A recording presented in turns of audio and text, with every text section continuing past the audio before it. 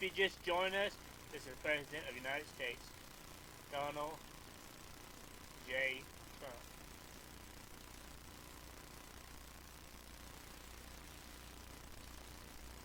Here we go. So, nice to be with you. America continues to gain ground in the war against the virus. I want to thank the American people for answering the call, following our guidelines, and making the sacrifices required to overcome this terrible threat. More aggressively, we commit to social distancing. So important. Social distancing, such an important phrase. And we do it right now. The more lives we can save, and the sooner we can eventually get people back to work, back to school, and back to normal. And there are large sections of our country probably can go back much sooner than other sections. And we're obviously looking at that also. People are asking, is that an alternative? I say absolutely, it is an alternative. I have now approved major disaster declarations for New York, California, Washington, Iowa, Louisiana, Texas, and Florida.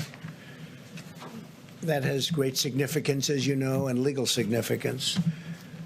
We're in a constant grouping, and I can say this, we have a large grouping of people that does nothing but communicate with the various officials, including we've been spending a lot of time with New York officials because that really is by far the hottest spot. They've got a number of very tough weeks ahead of them. The governor's doing a very good job. I spoke to the governor, Governor Cuomo, last night and this morning, and he mentioned that in his remarks that he's using that we are using, and I think he feels, because he understands negotiation, he thinks we're using very appropriately the Defense Production Act, and we're using it where needed. It's a great point of leverage. It's a great negotiating tool. But I will tell you, there's tremendous spirit from people and tremendous spirit with respect to these companies. And I don't have to use it very much at all. They want to do it. As you know, General Motors is involved, Ford's involved, 3M's involved, others are involved, and they're all working very hard to produce all different products. We had very little product when we came. We built it up, and we give it away as fast as we can to the different states. We're also, as you know, building numerous hospitals and medical centers throughout certain areas in New York. It's at the convention center, the Javits Convention Center.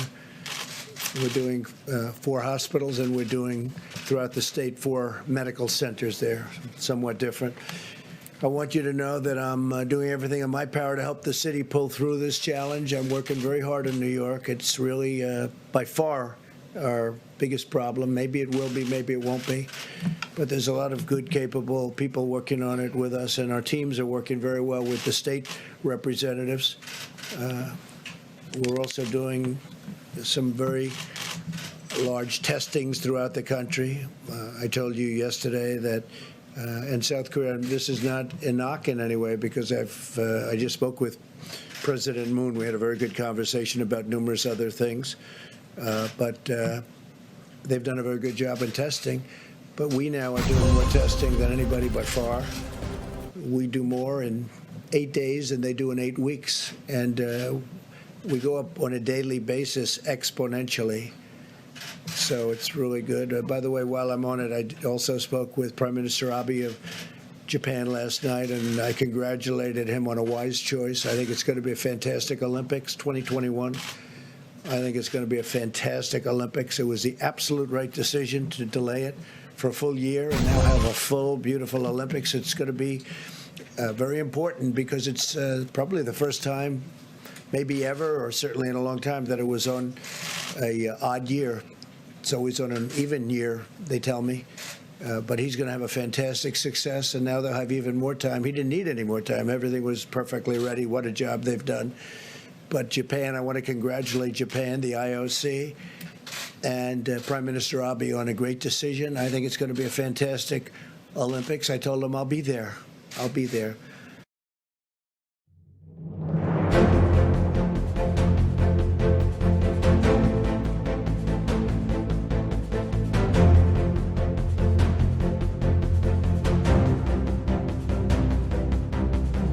As we fight to protect American lives, we're also protecting American livelihoods. Democrats and Republicans in the Senate are very close to passing an emergency relief bill for American workers, families, and businesses. This legislation, in addition to the two bills I signed this month, that includes, as you know, sick leave, and we have all sorts of things in for the workers, for families. But we have a tremendous paid sick leave provision for workers at no cost at all to the employers. And that's a big thing, no cost to the employers. We want to get everybody back working. Together, this $2.2 trillion legislative package is bigger than anything, I believe, ever passed in Congress. Perhaps, relatively speaking, if you go back, look during the FDR New Deal days, there was something that if you time value it, you could say it was bigger. I don't know. But this is certainly, in terms of dollars, by far and away the biggest ever done. And that's a tremendous thing, because a lot of this money goes to jobs, and families. The Senate bill, as you know, includes $350 billion in job retention loans for small businesses, with loan forgiveness available for businesses that continue paying their workers. They continue paying their workers. That's what we want. We want them to keep their workers and pay their workers. This will help businesses keep workers in the payroll and allow our economy to quickly accelerate as soon as we defeat the virus. $300 billion in direct cash payments will be available for every American citizen earning less than $99,000 per year. It's almost the same thing every day, guys. $3,400 very quickly for the typical family of four. Nothing like that's ever been done in our country. Up to $250 billion in expanded unemployment benefits. The average worker who has lost his or her job will receive 100% of their salary for up to 4 full months. Unlike normal unemployment benefits, independent contractors and the self-employed will be eligible. So you have independent contractors and self-employed people will be eligible for this. Over $100 billion to support the heroic work of our doctors, nurses, and hospitals. They've been incredible. $45 billion for disaster relief fund. So we are setting up a fund of $45 billion for disaster relief.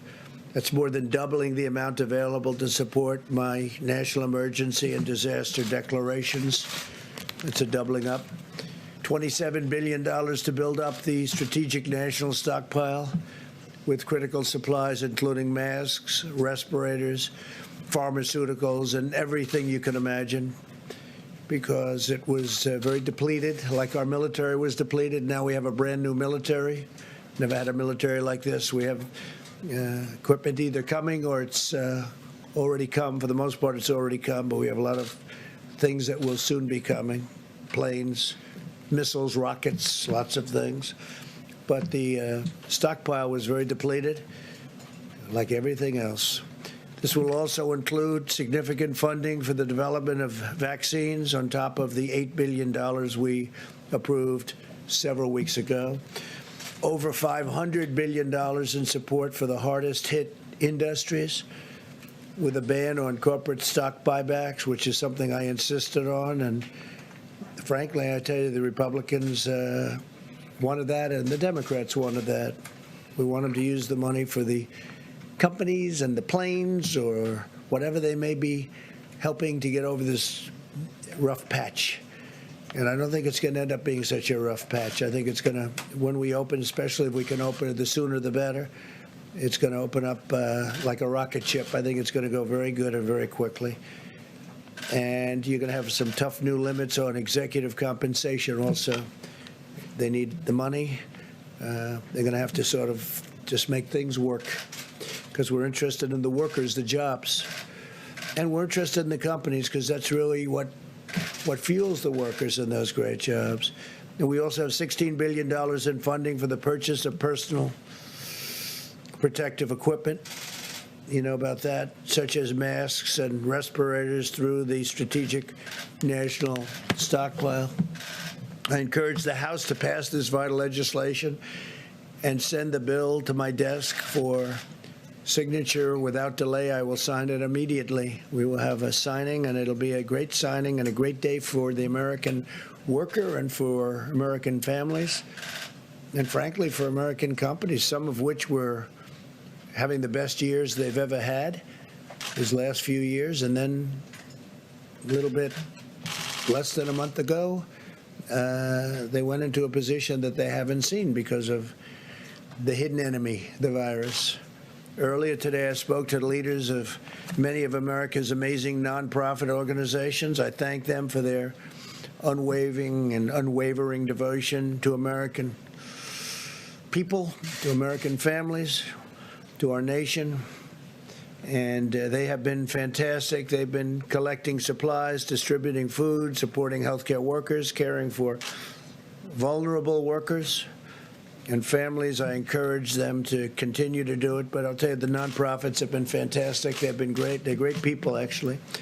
I know a lot of them. Finally, I want to provide a brief update on the critical supplies. Through FEMA, the federal government has delivered or is in the process of shipping 9.4 million N95 respirators. Think of that, 9.4 million.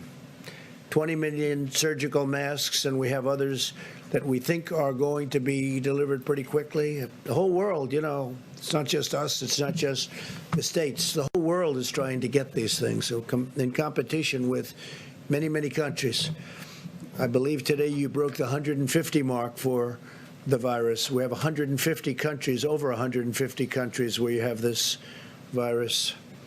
And nobody would ever believe a thing like that's possible. Nobody could have ever seen something like this coming. But now we know, and we know it can happen and happen again. And if it does, somebody's going to be very well prepared because of what we've learned and how we've done. It's been incredible how we've done. Remember, there's more tests than anybody by far. And the news, the reporters, the media always likes to bring South Korea. They called me and they told me, it's amazing, your testing procedures are amazing. Plus, we have a test that's a very high-level test, and it's a test that's very accurate. 3.1 million face shields, 2.6 million surgical gowns, 14.6 million gloves, and almost 6,000 ventilators, which go to the areas of greatest needs. We sent, over the last day, 4,000 ventilators to New York. And I spoke with the governor about that. He was happy. I spoke with the mayor also about that, Mayor de Blasio. He was very happy. It's hard not to be happy with the job we're doing, that I can tell you. Throughout this national emergency, everyday heroes continue to step forward and demonstrate the extraordinary character of our nation, including the people behind me. By the way, these people are amazing. They are amazing people, and they become, I don't know, maybe I should just speak for myself, but to me, they become friends. Maybe they don't like me. Maybe they don't. Maybe they do. I don't know. All I can tell you is they're talented people. They work very hard. In Maryland, a 7-year-old boy used his own birthday money to buy meals for dozens of senior citizens. In Nevada, a college student recruited 90 of her friends to help deliver groceries and supplies to the most vulnerable. This is happening all over the country, thousands and thousands of instances. I could stand up here all day and tell you about other things. In Minnesota, hundreds of medical students have volunteered to provide child care for hospital workers, helping to keep our doctors and nurses on the front lines, fighting to save lives. These inspiring Americans remind us that we all have a role to play in winning this great national battle, and it's really a worldwide battle. We're dealing with other nations all the time. The people here are, I am a little bit, I take calls from a lot of people. They're in trouble. A lot of countries are in big trouble. So now we will hear from our great Secretary of the Treasury. He's been working rather hard, I will tell you. Steve Mnuchin is a fantastic guy, and he loves our country, and he's been dealing with both sides, Republican and Democrats. He sort of lived over in that beautiful building. It's a very beautiful building.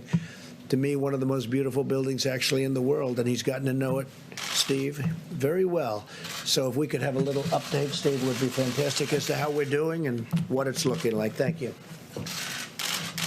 Thank you very much, Mr. President. And first, let me say, I would like to thank Mitch McConnell for his leadership, and I'd also like to thank Chuck Schumer for the enormous bipartisan support we had on this bill, and the many senators, both Republicans and Democrats, that worked tirelessly over the last 5 days on all the task force.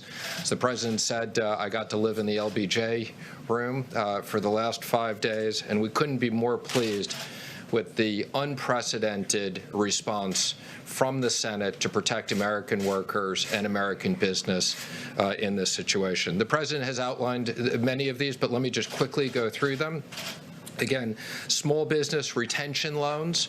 This will cover roughly 50% of the private payroll in small businesses, where we will immediately make loans that will supply 8 weeks of salaries as long as they keep workers employed and overhead. And those loans will be forgiven at the end of the period as long as they keep workers employed. These are SBA loans, but the Treasury will be issuing new regulations authorizing almost every single FDIC-insured bank to make these. I expect by the end of next week, we will have a very simple process where these can be made and dispersed in the same day. So this will be a very simple system to get money into small business hands. For companies that don't qualify that, we have a economic program of tax incentives to retain workers. And as the President said, we have enhanced unemployment insurance for people who don't fit into these two programs that will be administered through the states. We also have economic impact payments. These will be within the next 3 weeks, direct payments into most people's deposit accounts. And for those that don't have it, we will be having the checks in the mail. Treasury will have additional authorities. We have $500 billion that we can use to work with the Federal Reserve for emergency programs that will create up to an additional $4 trillion, if needed, to support American business and American workers in an unprecedented way. And then finally, the President mentioned $100 billion to hospitals and $150 billion to states that have specific coronavirus expenses, as well as many additional things. Mr. President, I especially want to thank you and the Vice President. You were constantly available to us. We spoke constantly throughout the day. You gave us guidance and quick decisions on many issues. And again, thank everybody for this great bipartisan work. This is going to be enormous help for the American workers and the American economy. The President was very determined that Congress would move swiftly to protect hardworking Americans in business in this unprecedented situation. Thank you very much, Steve. Great job. Day and night, right? Day and night. That was a lot of work, and we'll see how it all goes. We still need a vote, Steve, don't we? Do you have a question? Yes. Do you think this bill will keep the economy afloat? Hopefully a long time. We'll see. If we have to go back, we have to go back. We're going to take care of the American worker. We're going to take care of these companies that fuel this country and make the country great. It's not their fault. It's not their fault. But we think I would say we've anticipated 3 months. Hopefully we won't need this for 3 months. Hopefully this war will be won quicker. But we expect that this is a significant amount of money, if needed, to cover the economy. And don't forget, a lot of this is going to be to keep companies that are very strong, AAA-rated companies previously, to keep them going. And it's going to be in the form of loans, so the money's going to come back. A lot of this money's coming back. Separately, let me ask you about something you said yesterday. You said we should never be reliant on a foreign country for the means of our own survival. Yeah. What did you mean? Well, I've been saying that for a long time. Well, we're reliant on many countries where we give up our supply chains, we give up our factories, we give up our production facilities, and we can buy it someplace else for a little bit lower price. But it's really costing us more when that happens because we lose jobs, we lose everything, and we lose our independence, and we can't let that happen. So we'll be making some changes. We have been making those changes. Considering an executive order to basically ban the export of medical equipment? I don't know that we'll need that, but I think it's happening by itself. I think a lot of things are happening. Well, some people, we make the best medical equipment in the world, and you have some people like the European Union, they don't take it because they have specifications that don't allow our equipment in because it's designed in a different way. Even though it's a better way, it's designed. They're all playing games against us, okay? They've been playing games against us for years, and no president has ever done anything about it. But the European Union, you look at medical equipment, we make the best medical equipment in the world, but we can't sell it because, or not appropriately. And yet we take their medical equipment in our country. We're changing things, Steve. All this is changing. But they have specifications so that our equipment, designed specifically so that our equipment can't come into their countries. It's a very terrible thing that's happened to our country. And let me tell you, some of the people that took the biggest advantage of us are allies. You know, we talk about allies. They took advantage of us in many ways, but financially as well as even militarily. When you look at, if you look at NATO, the abuse that was given to our country on NATO, where they wouldn't pay. And we were paying for everybody. We're paying. Now, because of me, they're paying a lot. Now they've paid $135 billion more. And then ultimately, Secretary General Stoltenberg, who I think you would say is maybe my biggest fan, we got him to pay an additional $400 billion other countries. And but you know that, and then there's the trade. They make it almost impossible for us to have a fair deal. They know this. They know I'm just waiting. We have all the advantages, by the way. It's going to be easy when I decide to do it. But this isn't the right time to do it. But we've been treated very, very unfairly by the European Union.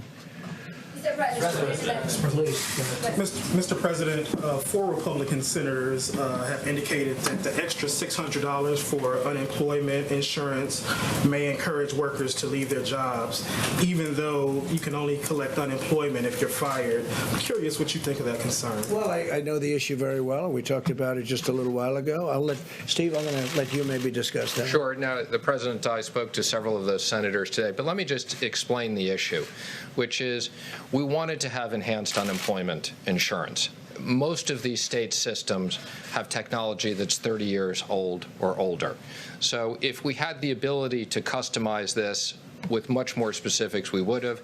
This was the only way we could assure that the states could get money out quickly in a fair way, so we used $600 across the board. And I don't think it'll create incentives. Most Americans, what they want to keep their jobs. And I said for 50% of these businesses, they will have the businesses keep those jobs. So this was, our number one issue was how do we make sure that American workers who needed to keep getting paid. This is no fault of their own that businesses have been shut down. The president and vice president wanted to make sure those hardworking Americans got money, and this was the most efficient way of doing it. Senators that you spoke with, are they in agreement now? I'm not going to comment on the specifics of where they are, but I would say, our expectation is this bill passes tonight and gets to the House tomorrow, and they pass it. We need to get this money into the American economy and American workers. That's the importance of this. The one good thing when you think about that, people are going to get actually more money, but we don't want to give a disincentive. But they have been talking about that. It's a good question, actually. Yes, ma'am, please. Yes, thank you. The family of, on another subject, the family of retired FBI agent Robert Levinson says that U.S. officials have concluded that he's died in Iranian custody. Are you aware of that? And how did U.S. officials reach that conclusion? I've been very much involved in that. And he was a great gentleman and a great family. It's just, I mean, I have to say this, and they've been making the statement to the family, I believe, but it's not looking good. He wasn't well for years anyway in Iran. it's not looking promising. We've gotten so many people back. We got 2 people back this week. But Robert Levinson, who was outstanding, he's been sick for a long time, and he had some rough problems prior to his detainment or capture, and we feel terribly for the family. But Do you accept that he is dead? no, I don't accept that he's dead. I don't accept it. I mean, I'm telling you, it's not looking great, but I won't accept that he's dead. They haven't told us that he's dead. But a lot of people are thinking that that is the case. Feel badly about it. Mr. President, you tweeted earlier linking the closing of the country to your election success in November. Is this Easter timeline based on your political interests? What do you mean by my election success? No. You tweeted, you said that the media wants the country to remain closed to hurt your odds No, of I being think the reelected. media, the media would like to see me do poorly in the election. I think Lawmakers and economists on both sides of the aisle have said that reopening the country by Easter is not a good idea. What is that plan based on? just so you understand. Are you ready? I think there are certain people that would like it not to open so quickly.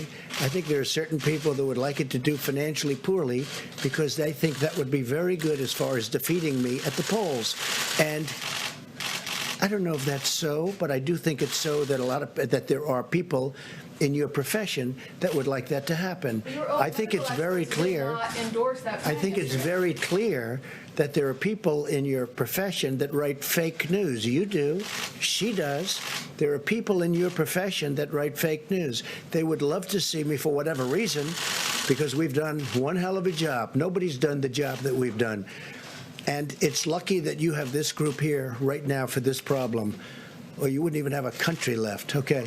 Go ahead, Mr. President, 2 questions. The first one, once you sign the $2 trillion package, how soon or how rapidly do you expect to see Who are you with? I'm with CBN. And my second question is, we are hearing you are pushing for April 6th to have direct payments issued to taxpayers. Is that the target date? I think it's Again, I would say our expectation is within 3 weeks, we will have direct payments out where we have depository information, and we're looking to get a lot more information, and we have procedures to do that. So 3 weeks for that, and I would say the end of next week, we want all the banks to be able to originate loans same day. Thank you, Mr. President. I have 2 questions for you. One is that tomorrow you're going to be speaking with the G20 leaders, and I want to know if you're going to lead an effort to craft a worldwide ban on wild animal markets so as to prevent another pandemic, given that COVID-19 is a zoonotic that was transferred to humans in trade of exotic animals. Yeah, I don't know that that subject's going to come up. There is a lot of talk that that's how this all happened, came out of China, and they say that's how it happened in China. So it's something maybe will be talked about, but it's not the top of my list. Yes, I think we're going to have a very good conference tomorrow. Well, and to follow up, also, and Dr. Ashish Shah, who's the head of Harvard's Global Health Institute, says that the key to getting this economy open as soon as possible is to test everyone who needs testing so we can quarantine all infected individuals and allow everyone else to go back to work immediately. Would you subscribe to that strategy? No, but we have tested more than anybody. I saw him. And if not, how many deaths are acceptable? Yeah. How many? None. Okay. How many deaths are acceptable to me? None. Okay, none. If that's your question. Look, I saw him. I saw his statement. We have tested by far more than anybody.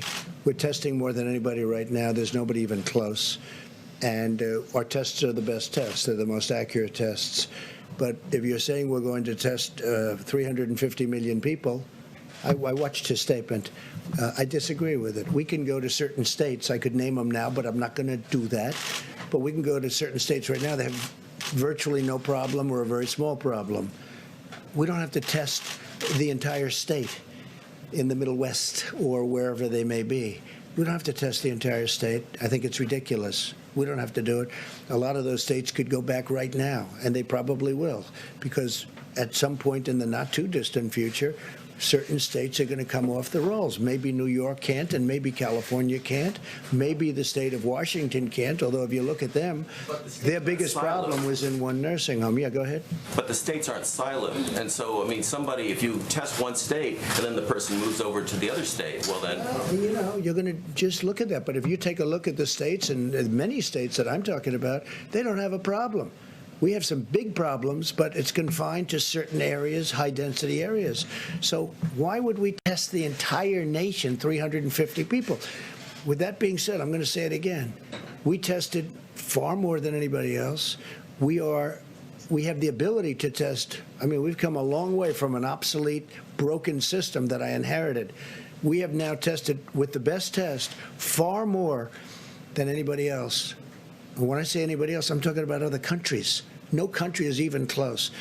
They came out with a statistic, I guess, yesterday that I heard from Dr. Birx, where it's for eight days here, more than 8 weeks in South Korea. And South Korea's done a good job. But we did in 8 days more than South Korea did in 8 weeks. That's a big number. And we're getting, I said before, exponentially better. Every day it's going up substantially. We have an incredible apparatus built now. But no, I don't want to test 350 million people. I think it's ridiculous. Yes, please. Thank you so much, Mr. President. 2 questions. One follow-up on the G20, because the UN asked the G20 countries to do for more resources, for a coordinated stimulus package, ban on tariffs, waive on sanctions to try to prevent what they call an apocalyptic pandemic. Would you consider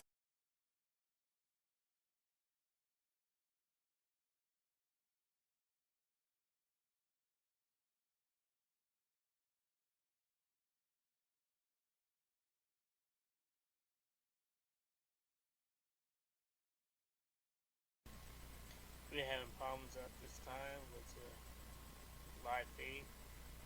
Just hanging in, we're working on it.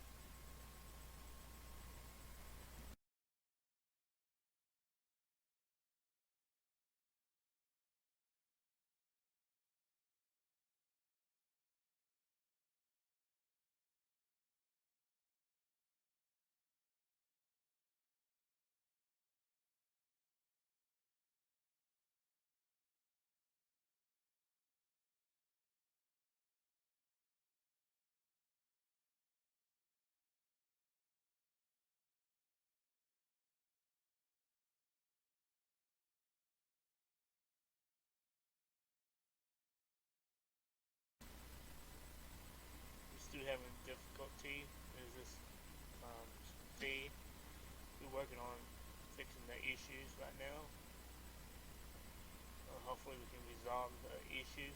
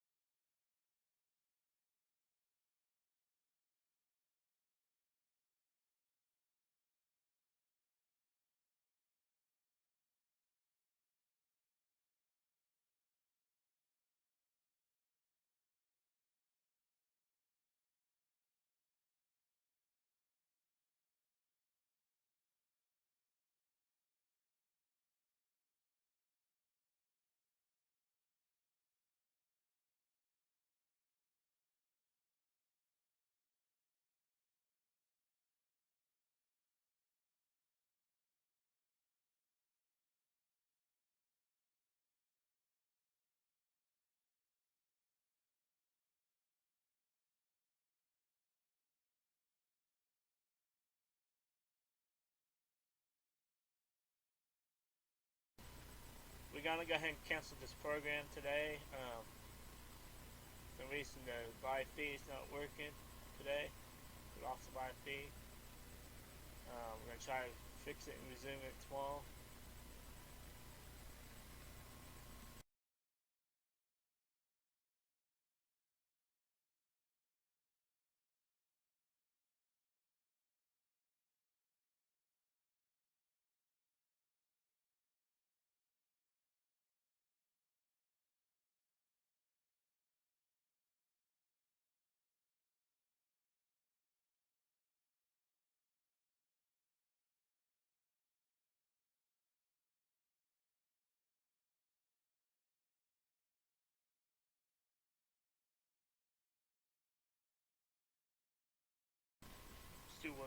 issues. Let's try to fix it in the next few minutes.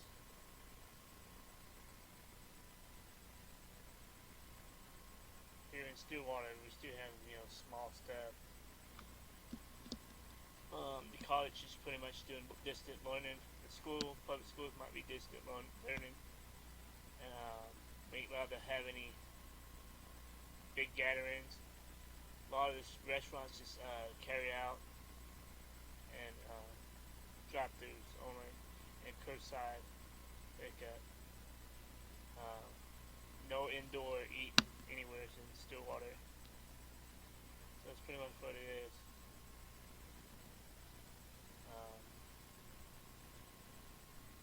We'll probably go ahead and end this fee if we can't correct the problem.